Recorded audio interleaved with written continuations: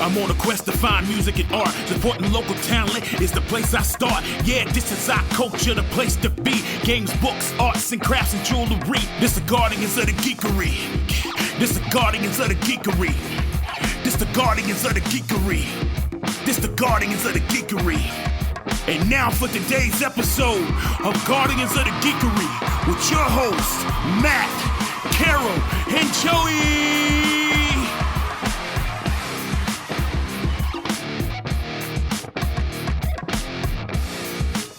Oh, God, goodness gracious. Thank you to, we haven't mentioned it this season, Mega Sparks. Thank you for that wonderful intro, as well as you'll hear it at the end, our outro. But definitely brings a different energy level.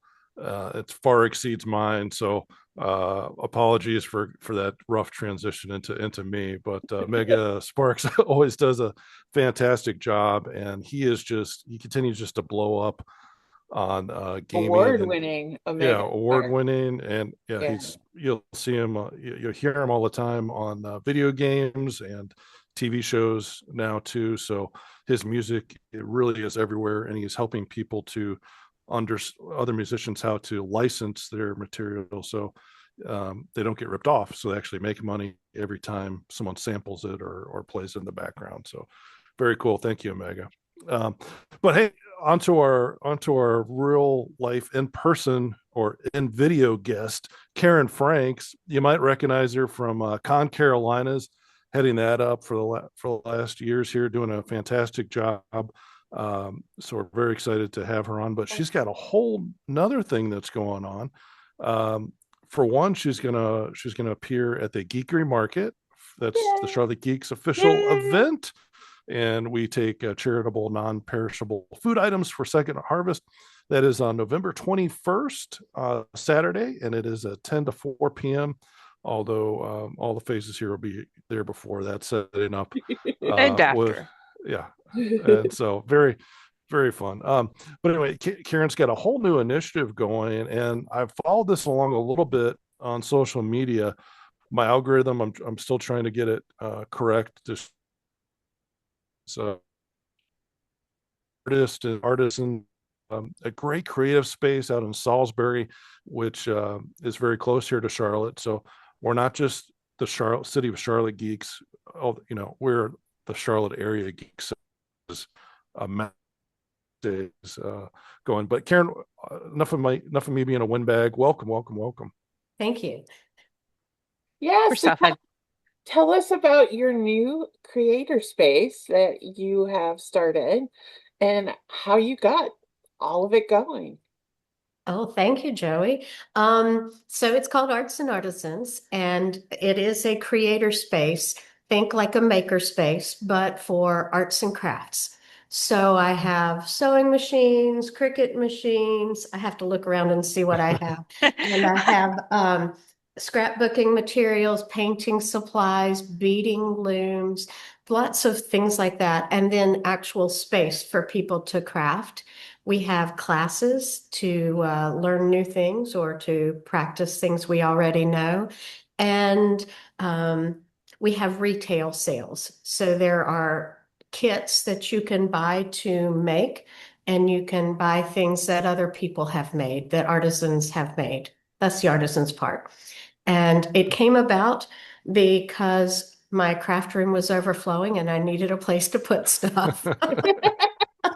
That is a problem many a crafter has. It's like, what do I do with all this stuff? When did I acquire 200 skeins of yarn? I can't close this wardrobe cabinet anymore. Maybe I have enough fabric. No, I never have enough fabric. No. You never have enough books. You never have enough time. Fabric. You never have enough crafting supplies. True. Or hobbies. Books, you never have enough hobbies because, if you have a spare 2 hours, why not learn a new hobby? Let's be clear. And then go buy all the stuff. Yes. Hobbies are there's two parts to every hobby. Buying the stuff for the hobby and actually doing the hobby. I am really good at the buying the stuff for the hobby. Hopefully, what this will provide is instead of you having to go out and buy the stuff, when you see something interesting you want to try, you can just come up here and try it out, and we'll have the stuff, and you can see if you like it before you spend $600 on the equipment for it. That is a problem. But it is like books. Book buying and book reading are two different things, and it's the Yeah. same thing. But this is a great idea. It really is a great idea because I mean, in this economy, taking up new hobbies is expensive. Mhm. So try it before you buy it, and you may like it, and you may sell stuff there. That is a really cool concept. Yeah. And then the other thing too is by having a place to go to or classes to attend while you're doing this hobby, it it gives you a reason to keep going with it, right? Mhm. Like Yeah. you don't just do it once, like spend 24 hours straight doing it and then be like, oh, I actually still have to like feed my kids and water my plants and take the dog out occasionally. And then you kind of push it the first time you push it to the side, right? Like if it's on your dining room table, the first time you have to clear off the table because somebody's coming over for dinner, then the unpacking of everything just for some reason becomes daunting sometimes that you just don't get back to it Yeah. as quickly as you would normally like. So which crafts are you doing specifically? And then tell us about some of the other artisans that are part of your group. Mostly I do sewing. I love to sew, and I'm Native American. Here's my tribe. And so I do beadwork from my tribe and from our Native American collective culture. And I like to 3D print. I like to make things with the Cricut. I like to make woobles. I have a lot of interests, and I keep buying things for those interests. We have Wayward Stitches will be set up here with some things to sell, and she does a lot of really cool embroidered items and bags and totes and patches and everything you can think of. Ben Mirabelli does 3D art, and he's going to be having some things here as well. I actually bought a 3D printer from him and have been printing up some files so that I can practice my 3D printing. So he'll be here. I have a friend who will be doing some crochet. She does kind of geeky crochet. So you dragon dice bags and things like that. And there will be a lot of other people coming in with their projects and products. That's the word I'm looking for. I can't think of everybody right now, but I've got a list of people who are interested, and we're just starting. We just opened this week, so we're building a little every day. I know. It's so much fun when it comes to fruition. Like once you open the doors, everything that you think you need to do before you open the doors, at that point, it has to be done. You have to like move on. And I think that's a little freeing, don't you? That you can't squeeze in that one more pre-open project. You just have to be like, that'll have to be after. It's kind of like Yeah. planning a con, Karen, like or a geekery market. There comes a point where you just can't plan anything anymore. You just have to open the doors. So that's what Carol keeps telling me at least. But I Yeah. tell her, Yeah. hey, we could do Yeah. this. And she's like, Joey, it's tomorrow. You can't do it anymore. We need to stop adding stuff. Save that for 27. That list never gets shorter, does it? As soon as you cross something No. off, you add two more things. Yeah, it's the scariest thing for them. And I've talked about it on the podcast before, but once we get to the event, a lot of times people see me, used to be my scooter, now my wheelchair, and I'll be sitting over there watching the crowds and watching the aisles, and people are like, what's wrong? I'm like, nothing. I'm Fine. just trying to figure out for next year what I want to tweak and what needs to be changed and what we could add, what's working. And Carol's like, please just stop, just like roll around and Yeah. enjoy it for a minute. Whenever they ask me if something's wrong with Joey, I just said no, she's plotting and scheming. Always plotting, always plotting. Yeah, but no, this is awesome. So it's been your first week. What are some things that surprised you about opening the business, the creative space that you didn't think about? And what's been something that, has been a pleasant surprise that you didn't expect, right? So, I'm not, well, one of my first classes, we had 9 people show up to participate, and that surprised wow. me. I was very pleasantly surprised that we had so many people come in. And one of the reaffirming things is that almost everybody that comes in comments about how something like this is just so needed, a place to hang out where you don't have to buy alcohol or you don't have to be quiet like in the library, that you can just come in and hang out and just do things with friends, and nobody's going to fuss at you about it or expect you to buy anything. I have to push on that. I think it's great because I know in my case, whenever I pick up a new hobby or something, I anticipate I'm going to be perfect at it within 2 hours. And when I'm not, I push it to the side. And sometimes a lot of people will find a hobby that's perfect for them, but it's not perfect immediately. So I guess I'm terrible at it. I think it's great to get together and see that it's it's an art. You have to, get better and better and better. And I think that's helpful being in a group setting and being like, oh, maybe I am that bad at this. I can continue with this. So yeah, it's a great thing.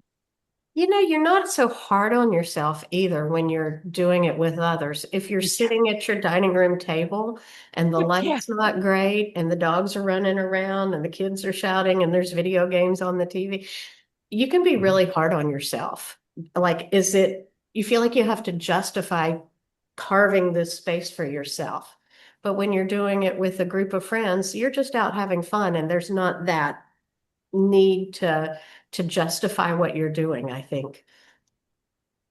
I think, Yes, Yeah, definitely. yeah. I think that community you're building is so crucial. And I think back to even Carol and Joey when we were making the little monsters out of sock puppets, basically. It's The sock stuffing, consoles. yeah, stuffing them. And we had all, I mean, Villas, yeah. like you were talking about, Karen, it's like all these people show up and you're like, this many people want to do this crazy thing with a sock, and you're just kind of, it takes you back because you're like, really? Okay. But it's yeah, but then you start laughing about, like, mine was so horrible and we all started laughing at it, and then somebody's like, well, I can do worse than that, and then it just turns into this whole thing.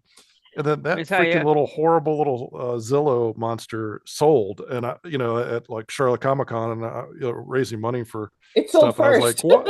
Yeah, sold first, and The I'm like, what? derpier ones were more Yeah, popular. yeah. So I think it does give you that. It does get that community is so important that you're building there. And the other thing is, like, I have to be reminded sometimes. It's like you don't have to turn every hobby or every passion into money, like you're saying. It's like, do it for the fun of it, even if you're not good at it. Like you're talking about, it's a community, and it's like, we used to do this podcast in person, and the screens are great because we can expand our guest reach and have different times and stuff. But I do miss that in person stuff a lot too. So so Yeah. I think this is really important what you're doing. And we had a game night in Mount Holly just about a month ago, and it wasn't a huge turnout, but it was 2 people that had never come out to an event before, and they were both pretty shy. And at the end of it, we were all laughing. We were playing Telestrations mixed with Cards Against Humanity, and it was like it was so great to just go and be with people. And we weren't, like you said, we weren't having to drink alcohol. There was no pressure on us, and it's like, so hats off to you, seriously. That's or Zillow off to you, because you're doing something very, very important there. And and just like when Joey started the Charlotte Geeks, it was like, what, 8 people, Joey, and then you've grown it to 5,000 plus, 8,000 plus, whatever it is. And it's like, 5,000, yeah. yeah, Quite a it's just, you never community. know. Yeah. Yeah. And It's it's very cool. crazy, but also to go back to the Sockzillas, um, had we had a space like yours, I wouldn't Yeah. have to kick people out of my house at 10 o'clock at night. And yeah. Most of the time it was great. We Yeah, had a yeah. great time, but once or twice we had somebody that was so insistent that they were going to finish their Sockzilla at our house, and like Oh. Matt had gone to bed. I'm sitting on the couch trying to stay awake, and this person just would not leave. And finally, like Matt had to come out and be like, dude, go home. Go home. Like you will finish this, just not here. Not now. It's good when you can walk out, turn out the lights, and lock the door and say, Yeah. Yes. "We're here in the morning. I'll see you then." Class is over. That's Yeah, right. I mean, that's the one thing. Now, Matt's sitting in, if you're watching the video version, Matt's sitting in our podcast room. And the favorite thing about that podcast room is the door right behind him, because people can come in from the outside, sit in that area. We have a Yeah. bathroom, we have like snacks and stuff like that. But then you can turn around and go back out. You don't have to come into the rest of my house. I mean, it's clean, but it's like I think that was the joy we had when we realized that room was part of this house was directly related to that Sockzilla activity. Because we're like, if we ever do one again, this is the room it's happening in. So that we can be like, okay, we're just gonna lock the door, go home, let yourself out when you're done. So but yeah.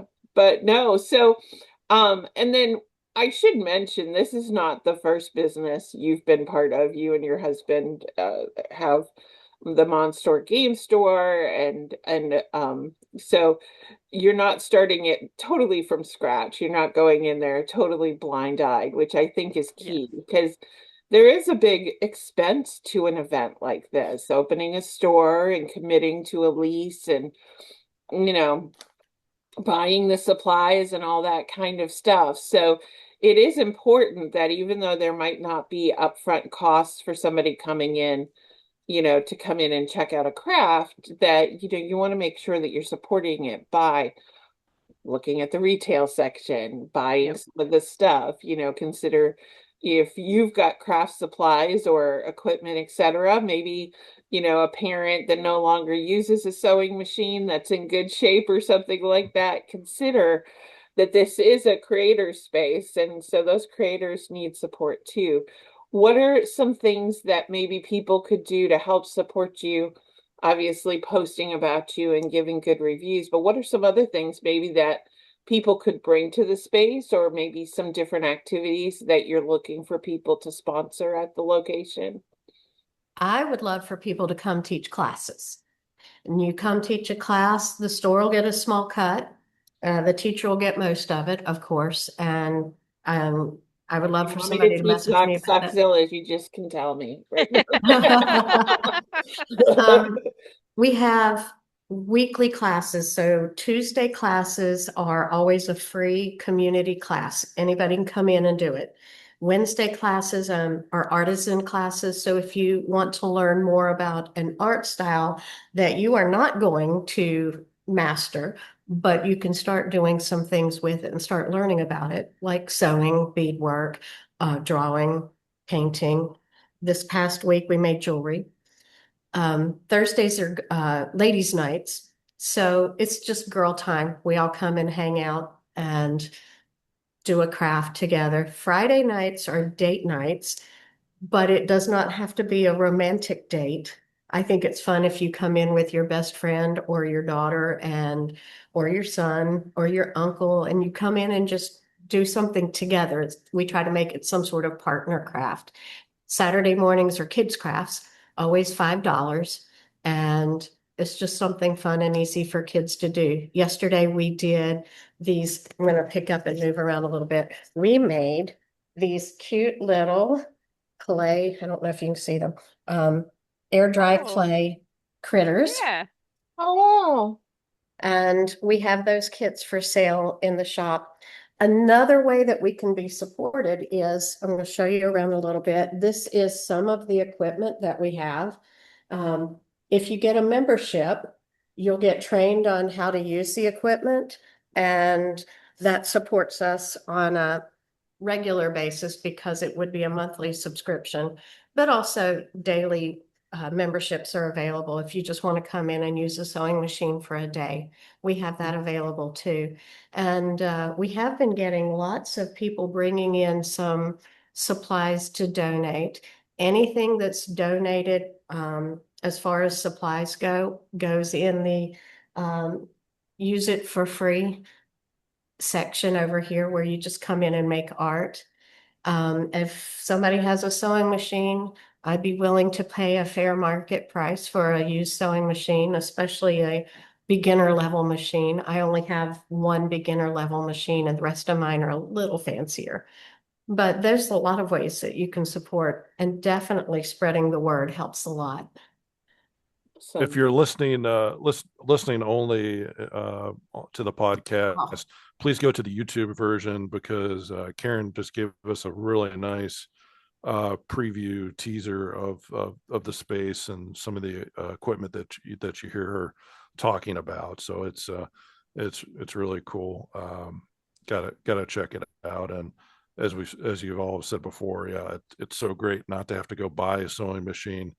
I remember taking home ec, and of course I didn't have to buy that because the school had them, but I remember just like, putting my finger through under the needle, the first time trying to sew, and I was a complete mess, and literally blood on the machine.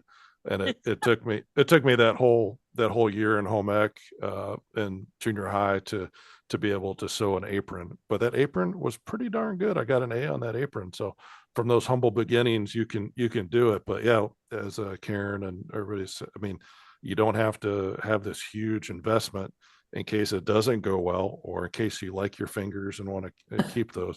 You can just try it out, and then you're on your way. But if you find something great hobby, oh my gosh, what a great experience. And it sounds like just a delightful space there, Karen. So thank you for doing that for the community there. So thank you for telling people about it.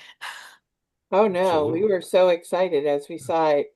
It's been kind of fun when you have your friends and you see them on social media as they make each step forward. You get to kind of, tag along on the journey. And it's not been a straight shot. Like, you've had challenges along the way, building issues and different things like that. And yet here you are, open for business. So that is awesome. So what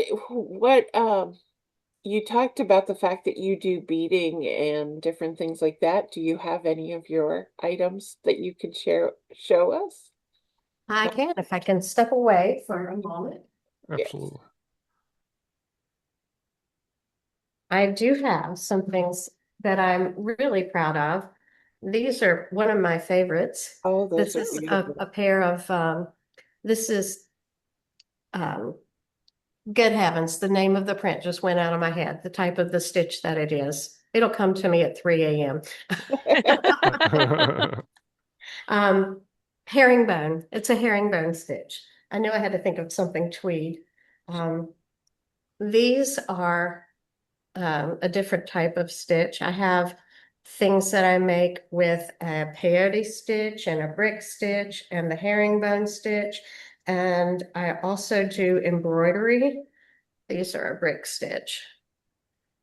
And so I don't have any of the embroidery with me because I am here at the space and not in my craft room where most of my stuff still is.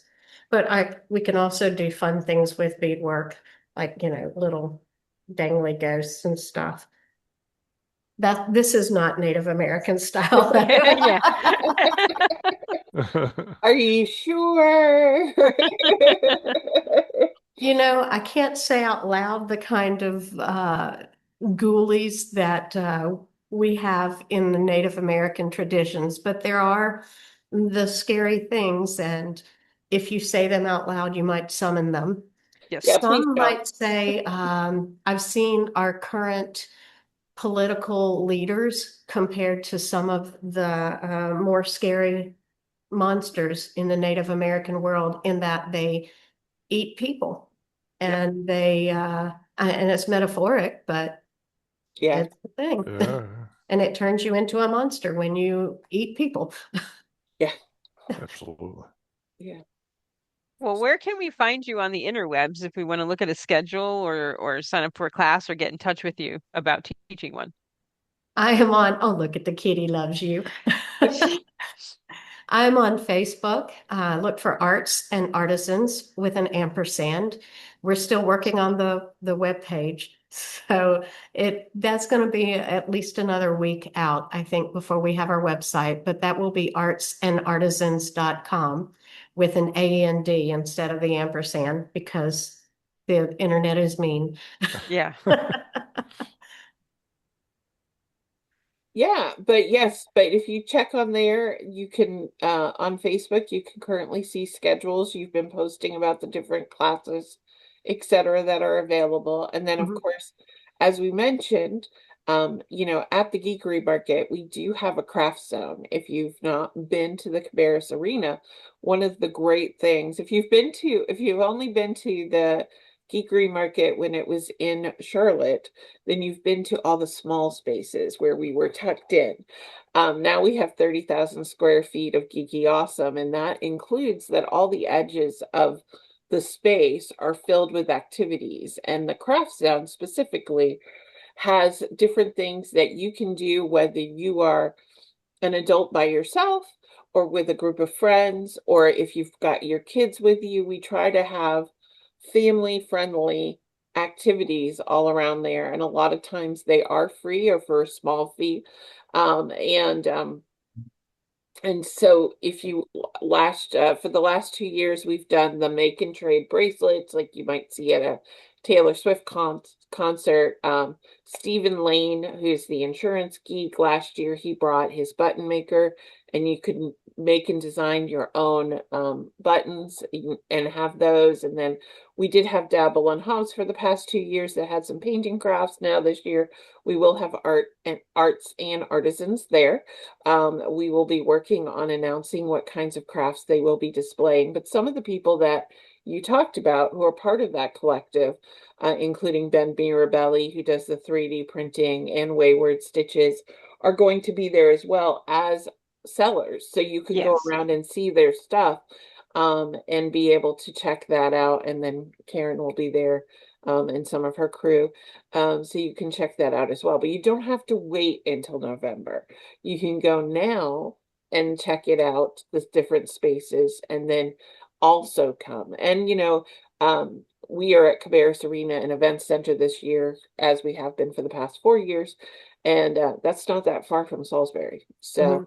it's a Yep. hop, skip, and a jump in comparison to having to drive all the way down to Charlotte. Mhm. So make sure to go over there and check it out, and make sure to check out on her Facebook as well. And if you're like, hey, the Geekery Market was awesome, Arts and Artisans was awesome, I need to do more things. Karen is also the con-chair for ConCarolinas, the longest Yes. running sci-fi convention in the Carolinas.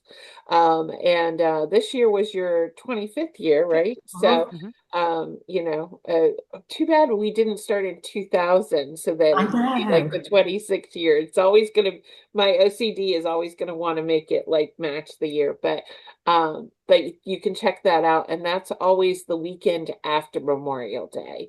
So you can check that out as well. So it's about 6 months apart. So if you went to ConCarolinas and you're like, Yeah. I don't know if I can make it a whole year without my people, come to the Geekery Market.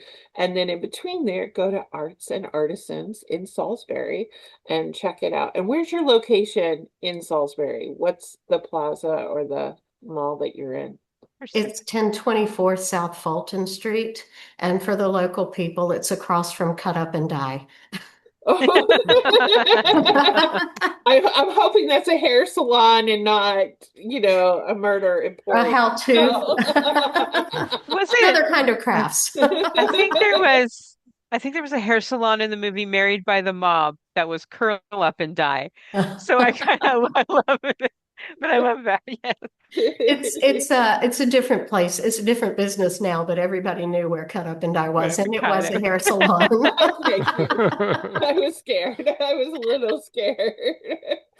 Well, Karen, thank you so much for coming on the podcast today. We always love to see your smiling face. I hope I will see you. Will we see you next week at Congregate? No, I'm not able to make it to Congregate this year. I'm so sad about that. I am so But sad as well, but we will see you soon. yes, and Absolutely. I hope everyone has a great time at Congregate. Yes, us It's a too. great con. We're so excited. Well, thank you again. Check out Arts and Artisans on Facebook and soon to be on an internet website coming to you. And stop by. It sounds like a fun time. Matt and I and Carol will have to figure out a day to go up there. Maybe we'll do the date night. We'll just do it as a threesome. Even that, or maybe we'll show I'm up a for the Gemini. crafts. That I'm a might be our Gemini. I can date level. myself. I'm a Gemini. I can date myself. All right. Thanks, everyone. Thank you. That was an episode of Guardians of the Geekery. Thank you for listening. Check us out at guardiansofthegeekery.com and stay tuned for more content.